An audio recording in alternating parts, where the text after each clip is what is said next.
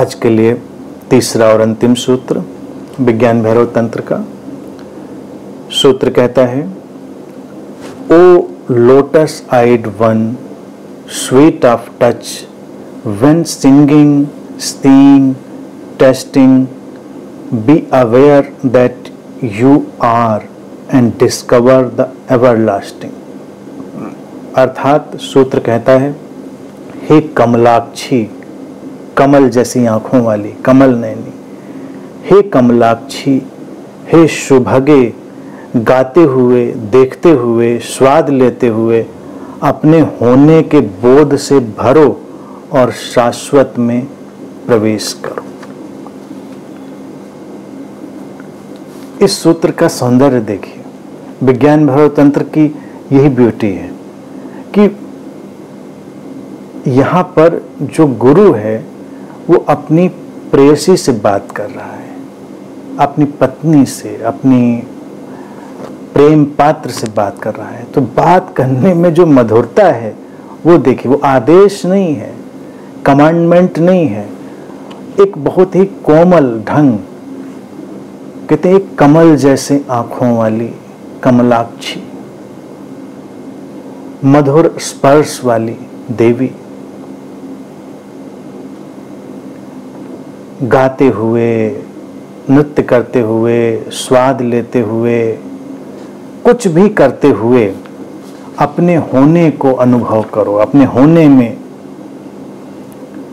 देखना, सुनना, कुछ भी शामिल हो।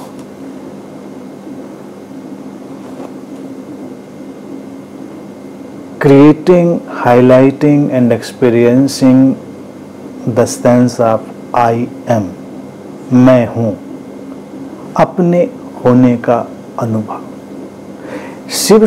शिव के जो सूत्र हैं ये इसीलिए कल्टलेस है, रिवोल्यूशनरी है। कुछ ऐसी बातें नहीं सूत्रों में आती हैं जो किसी अंधविश्वास को या किसी ऐसी चीज को प्रश्रय मिले। वहां पर वो ये नहीं कहते परमात्मा का स्मरण करो, आत्मा का स्मरण करो, कोई ऐसी बात नहीं। क्योंकि इतने प्रैग्मेटिक हैं इस सूत्र कहने वाले लोग कि वो जानते हैं कि काल्पनिक बातों में नहीं जाना, जो है जिस पर तर्क नहीं किया जा सकता उसी की बात करनी। इस तीसरे सूत्र में शिव क्यों इतना मधुर हो गए हैं? पहले तो सब कमलाक्षी वगैरह वगैरह नहीं बोलते, बीच बीच में कहीं कहीं बोलते हैं। इस बात पर भी ध्यान देना है, क्योंकि सूत्रों में एक भी बात यूं ही नहीं आता। ऐसा नहीं कि इस बीच कहने वाला जो था वो बड़ा रोमांटिक हो उठा था सूत्र कहते कहते, तो बस वो रोमांटिक हो के वो बोल गया। ये कहेंगे, ये सोचेंगे, ये मानेंगे तो सूत्रों की जो प्रासंगिकता है, उनकी जो गंभीरता है, गहराई है, वो कम हो जाएगी। एक शब्द भी, एक कॉमा, एक फुल स्टॉप भी सूत्रों में बेवजह नहीं है, उसका प्रयोजन है। शिव ने यहां पर दो शब्द उपयोग किए, कमल जैसे आंखों वाली और मधुर स्पर्श वाली। ये दो स्थितियां जो हैं ये हमारे जीवन की वास्तविकताएं हैं, अगर हम ध्यानी हैं, ध्यानपूर्ण हैं। अब यहां पर रोचक बात है कि बात उससे हो रही है जो पहले से ही ध्यान की गहनतम अवस्था में है। देवी ने जो प्रश्न उठाए हैं तो वो तो उन्होंने क्वाइन कर दिए हैं कि भाई सारे लोगों के काम आ जाएं, लेकिन ऐसा नहीं है कि उनको ये बातें पता नहीं है, उनको भी पता है। तो ये ऐसा अद्भुत संवाद है कि दो ऐसे लोगों के बीच संवाद है जहां पर दोनों उसी ऊंचाई पर हैं। उनके अभिव्यक्तियों का फर्क है, इसलिए देवी का कोई प्रतिप्रश्न नहीं है। अष्टावक्र के संवाद हों या गीता के संवाद हों, प्रतिप्रश्न आते हैं, काउंटर क्वेश्चन। कोई काउंटर क्वेश्चन, सब पता है, समझी जा रही है बात, हर चीज क्लियर है।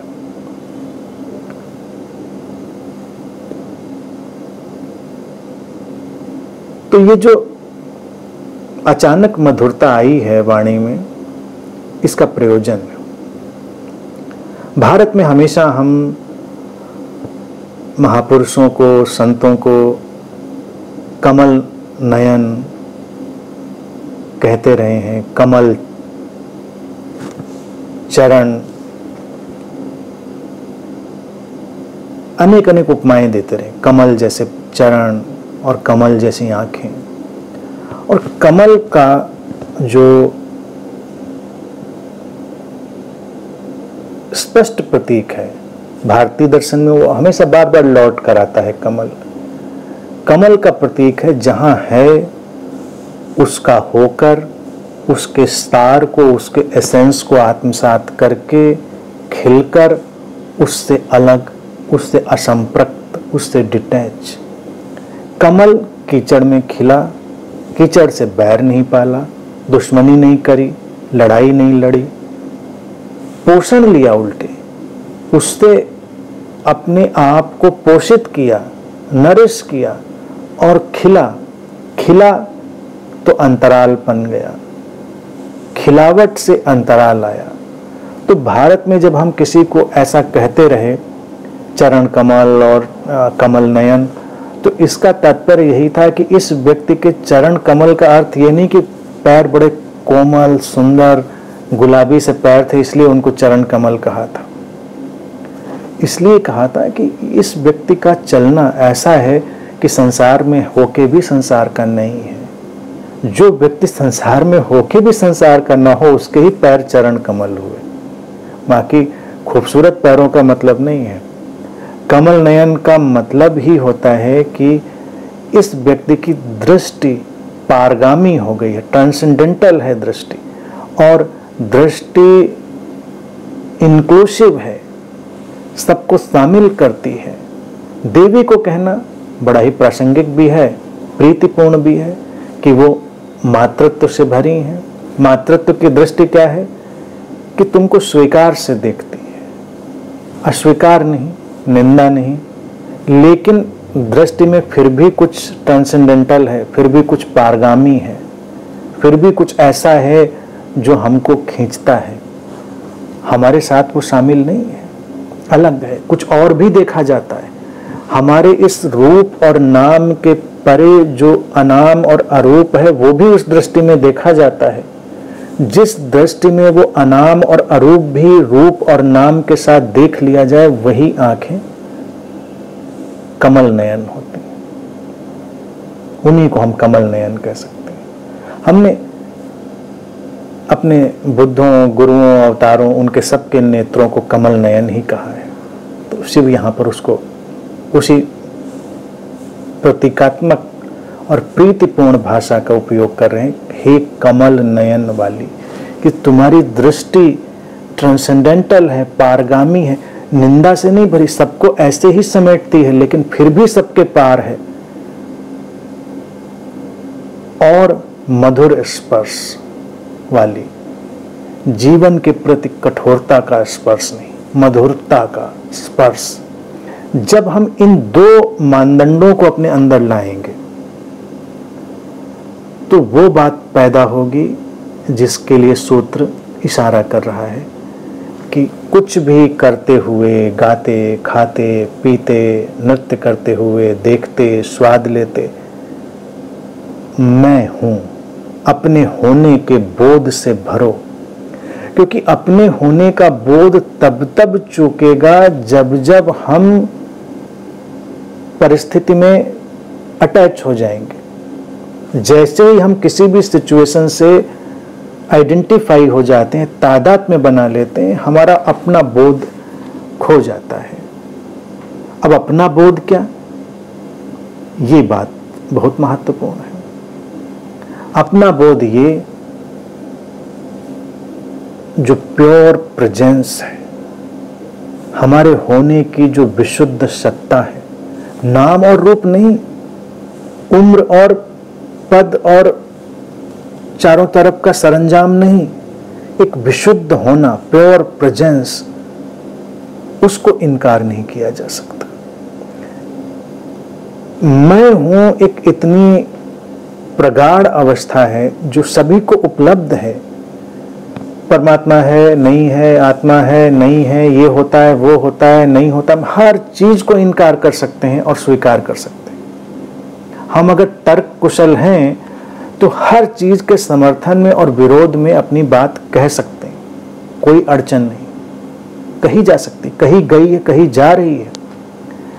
लेकिन एक बात के विरोध में कुछ भी कहना संभव नहीं कि मैं हूं इसीलिए तो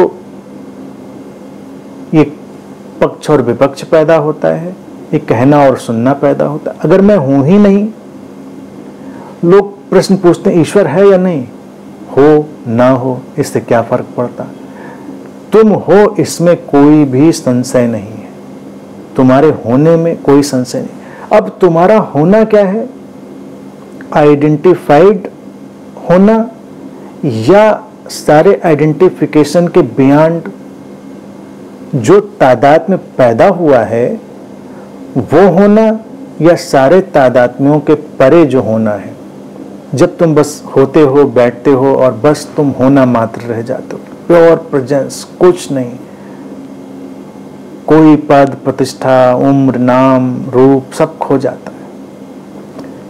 ये सूत्र भी पिछले सूत्रों से जाके जुड़ता है, उसी सिलसिले में आ रहा है। जब शिव ने काम वासना के 3 सूत्रों का उपयोग किया, उसमें भी सिद्धि तभी है जब तुम इस विशुद्ध उपस्थिति में उतरो, तुम न रहो, रूप नाम से परे हटो।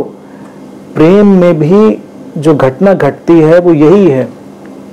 2 लोग इतने गहनतम प्रेम में मिलते हैं कि वो केवल उपस्थिति मात्र रह जाते हैं, होना मात्र।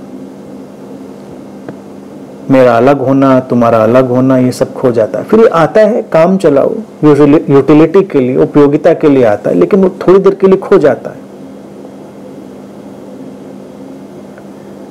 ये छोटी सी बात इतनी महत्वपूर्ण है कि इस मुकाम पर इस बात को अगर समझा जाए तो किसी ध्यान विधि की क्या कोई जरूरत है, किसी भी सर्कस वाली ध्यान विधि की जरूरत है। सारा कुछ तो इसमें आ गया।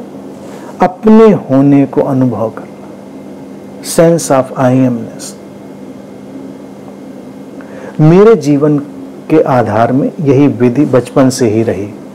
मुझे तो विज्ञान भैरव तंत्र का आता पता नहीं था, लेकिन जब बाद में मैंने देखा सूत्रों को तो मुझे लगा कि ये विधि अनजाने में ही मेरे पास आई थी। ये मेरा केंद्रीय ध्यान का ढंग रहा, इसीलिए कभी कोई अलग से बैठकर ध्यान करने का सिस्टम मेरे पास नहीं रहा, क्योंकि ये इस तरह से आत्मसात हो गई थी विधि मेरे साथ कि मैं इसके रस, इसके आनंद को निरंतर महसूस कर रहा था। अपना होना,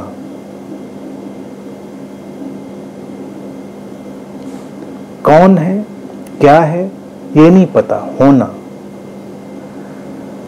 शिव ने सारी बातें इसमें जोड़ दी। नृत्य करते हुए, गाते हुए, स्वाद लेते हुए, कुछ सुनते हुए, कुछ भी करते हुए अपना विस्मरण नहीं करना है, अपना स्मरण रखना है। ये स्मरण की, सुमिरन की अवस्था है।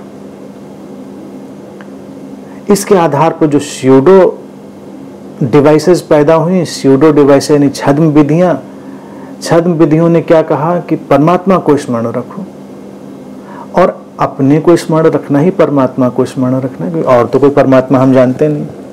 तो परमात्मा कोई नाम, कोई रूप, कोई राम, कोई अल्लाह, कोई मौला, कोई कुछ भी ले आएंगे लोग, कुछ भी। क्या स्मरण रखोगे? एक बार एक सज्जन हमारे पास आए थे, कहने लगे कि पता नहीं किस आश्रम में जाते थे, कहने अरे आश्रम का खाना जो बनता है ना, दिव्य है, बहुत दिव्य खाना है, प्रभु स्मरण में, प्रभु के नाम में डुबो कर खाना बनता है।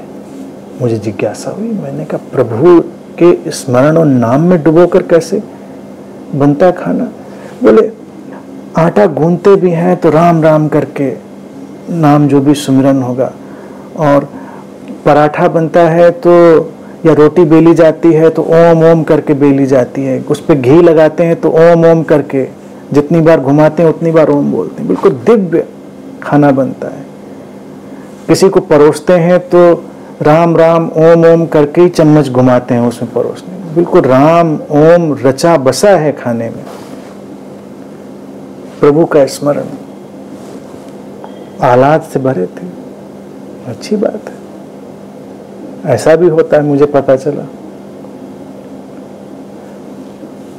अब तो मैं इस बात पे कभी आश्चर्य ही नहीं करता कि कहाँ कितना सर्कस हो सकता है। मतलब पहले कभी कभी मुझे आश्चर्य होता था, और अब इतना अनुभव से समृद्ध हो चुका हूँ, मैच्योर, कोई कुछ भी बताता है मैं सब उम्मीद कर सकता हूँ कि कुछ भी हो सकता है। लेकिन अपने स्मरण से भरकर कुछ करना, वही प्रभु स्मरण है, वही परमात्मा का स्मरण है। ये आत्म स्मरण, उठते बैठते चलते हुए अपनी उस अनाम सत्ता का स्मरण रखना, अपनी उस नेमलेस प्रेजेंस का, फॉर्मलेस प्रेजेंस का अनुभव रखना। प्रेम में यही घटता है, जीवन में कुछ भी गहनतम घटता है यही घटता है। जैसे ही ये नाम रूप हमारे ऊपर उपयोगिता के अलावा, फंक्शनल यूटिलिटी के अलावा आरोपित होता है, हम बोझिल हो जाते हैं, ध्यान से हट जाते हैं। फंक्शनल यूटिलिटी चलती रहती है, क्योंकि फंक्शनल यूटिलिटी के लिए ये सब द्वैत और नाम रूप का जगत है। लेकिन जो एक्चुअलिटी है, जो वास्तविकता है, वो वास्तविकता यही है कि हम अपने अंदर अपने होने को जाने, और अपने होने को जब हम प्रगाढ़ता से जानेंगे तो दूसरे के होने को भी हम उसी ढंग से लेंगे, और वहीं पर ये एकत्व, ये वननेस आएगी। इसके पहले आती नहीं, क्योंकि जो आई एम है,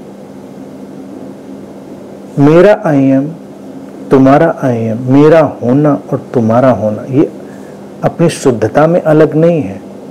व्यवहारिक उपयोगिता में मेरा होना अलग और तुम्हारा होना अलग, लेकिन एसेंस में, सार में जो होना है वो शाश्वत है। इसीलिए शिव ने कहा शाश्वत में प्रवेश।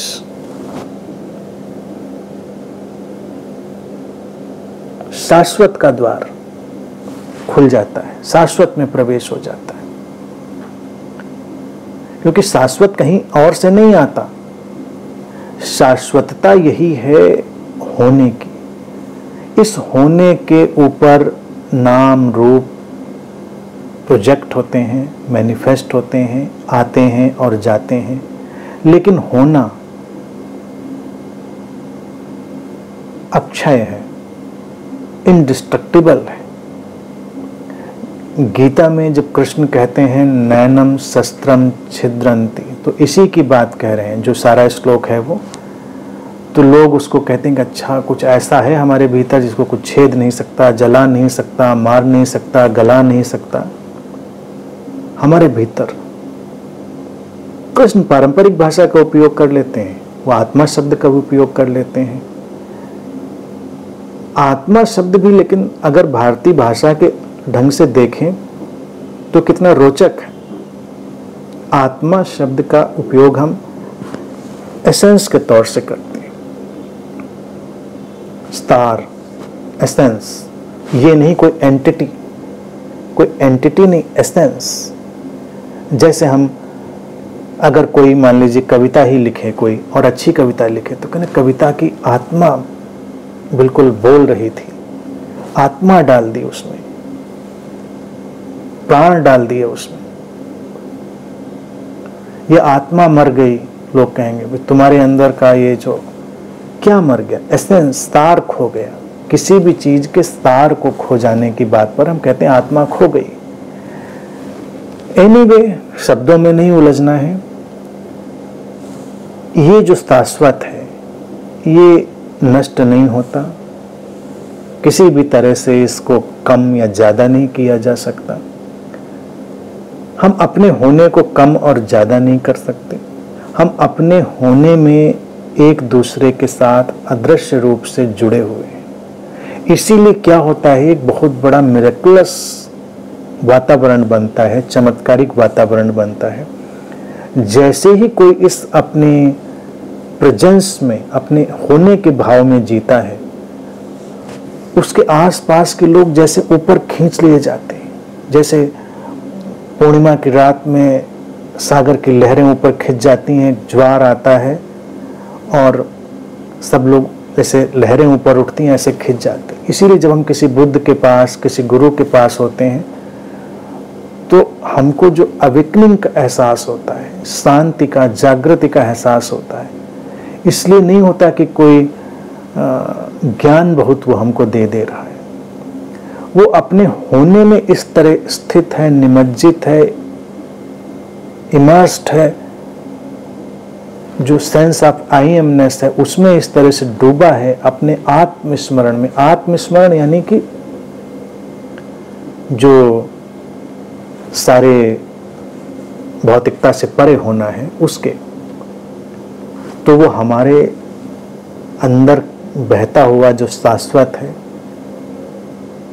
और उसके अंदर बहता हुआ शाश्वत, दोनों का भेद मिट गया होता है। उस भेद में हम ऊपर उठ जाते हैं। ये जादुई बात है। यहीं पर जो अध्यात्म के जगत के अव्याख्य चमत्कार घटते हैं, वो घटते हैं।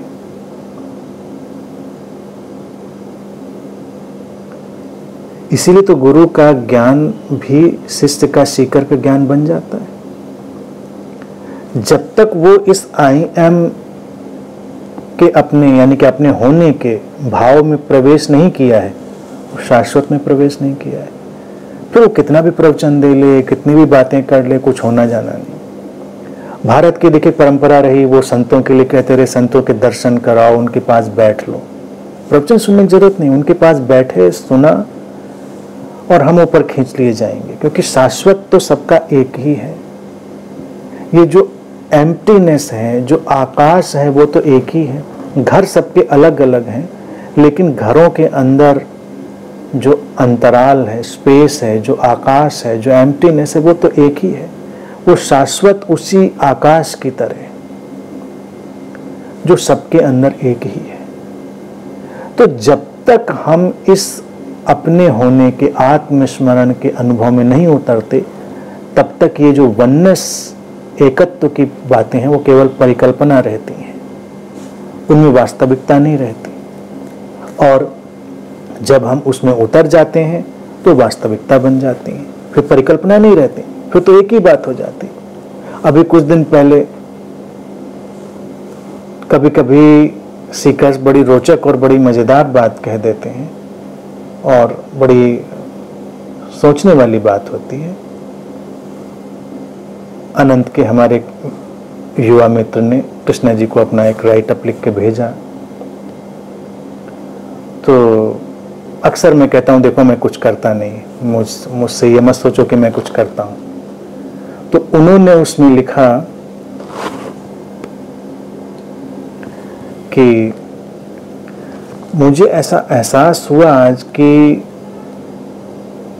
अगर आप कहते हैं कि एक ही चेतना का प्रवाह है, सब एक ही चेतना बह रही है, there is only one consciousness, तो वही चेतना जो आपके भीतर बह रही वही मेरे भीतर भी बह रही होगी।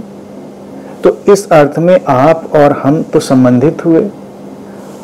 तो जब हम संबंधित हुए तो ऐसा कैसे हो सकता है कि आपकी तरफ से अगर कुछ उठता है तो वो हमको स्पर्श नहीं करेगा?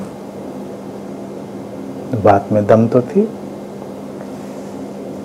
शाश्वत जब हमारे द्वारा स्पर्श कर लिया जाता है तो उस शाश्वत की तरंगें सबको स्पर्श करने लगती हैं। यहीं पर अध्यात्म के जो रहस्य हैं वो जागृत होते हैं, अंधविश्वास नहीं, रहस्य। इसीलिए शिव ने सारी परिस्थितियां इस सूत्र में पिरो दी हैं। कुछ भी करते हुए अपने को भूलो नहीं, अपने देह को नहीं, रूप को नहीं, अपनी उस विशुद्ध सत्ता को, प्योर प्रेजेंस को, मैं हूं, आई एम। ये सर्वाधिक सरल, सर्वाधिक शक्तिशाली विधियों में से थी। भिन्न भिन्न रूपों में हर गुरु ने इसका उपयोग किया। भगवान बुद्ध ने तो अतिशय रूप से इसका उपयोग किया, चाहे विपश्यना के रूप में उन्होंने दिया हो। विपश्यना विधि नहीं, आत्मस्मरण का एक ढंग था। उन्होंने चंक्रमण विपश्यना की बात कही, यानी कि चलते हुए, क्या चलते हुए करना है? सांसें देखनी है, पैरों के उठना गिरना देखना है? नहीं, अपने होने को विस्मृत नहीं करना है, उसको स्मरण में रखना है।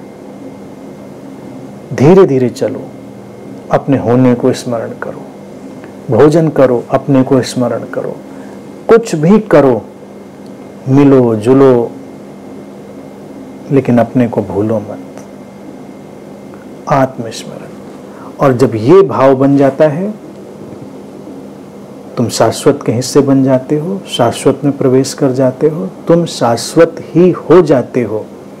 और यही परम बोध है, यही एनलाइटनमेंट है। और ये जब घटता है तो जो शिव ने पहली बात देवी के लिए उपयोग करी थी, वही तुम्हारी भी स्थिति हो जाती, कमलाक्षी और मधुर स्पर्श। तुम्हारी दृष्टि निर्मल कमल जैसी हो जाती, वहां पर संसार में होते हुए संसार की नहीं, और पूरे जगत पर तुम्हारा जो स्पर्श है वो मधुर हो जाता है, कोमल, आक्रामक नहीं। यही है शाश्वत में प्रवेश। ठीक है, आज के लिए इतनी ही बात।